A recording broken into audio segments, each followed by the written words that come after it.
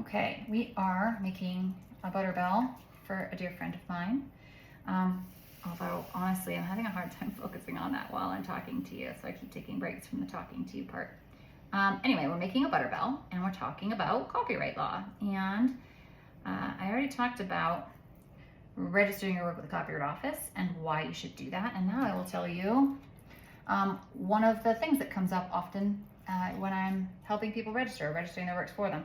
And that is one of the questions the Copyright Office will ask you is this work published? If so, when was it first published? And it seems like a real easy question to answer, but it's really not, unfortunately, because the law has not kept up with technology.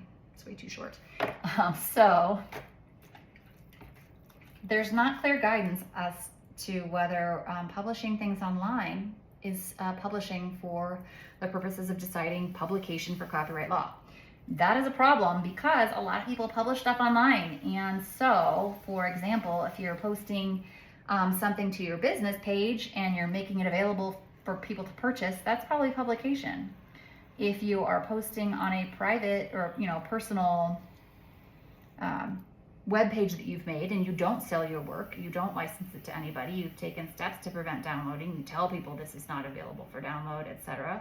Maybe it's not, but the law isn't clear and there's not a very direct answer, so it's kind of a circumstance by circumstance issue, and that's not really where you want to be when you're trying to protect your rights and you're trying to come up with a legal answer to a question. You don't want gray.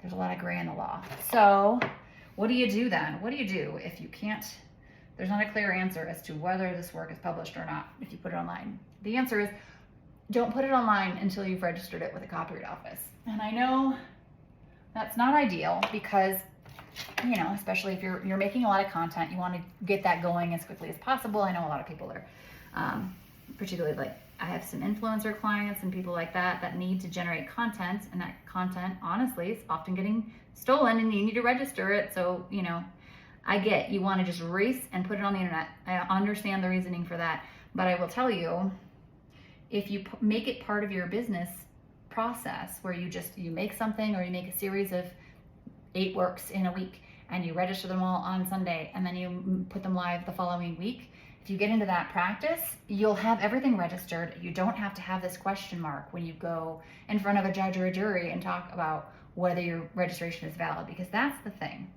When you apply for a copyright or for your copyright registration, the Copyright Office takes you at your word. So they don't go and double check and ask you for documents to prove that something was published on a certain day. They just believe you. When it comes up is when you're in court and you're litigating your copyright dispute and you found an infringer and they have stolen your stuff and you've got them dead to rights on, you can prove it, you can prove damages, you're all the way there, but they say, hey, your work wasn't really registered because you falsified information to the Copyright Office and you knew that you were doing that. And there's a lot of case law on that about that particular issue, but at the end of the day, you don't want to be having that conversation in court. You don't want to have to be making that argument. So best practice, register your work before you put it online and you won't have to think about any of these things. And if you have posted your stuff online and you haven't registered it with the Copyright Office, it's not too late, you can still do it. Just talk to a copyright lawyer and see if they can give you some guidance on where you fall in terms of publication or not.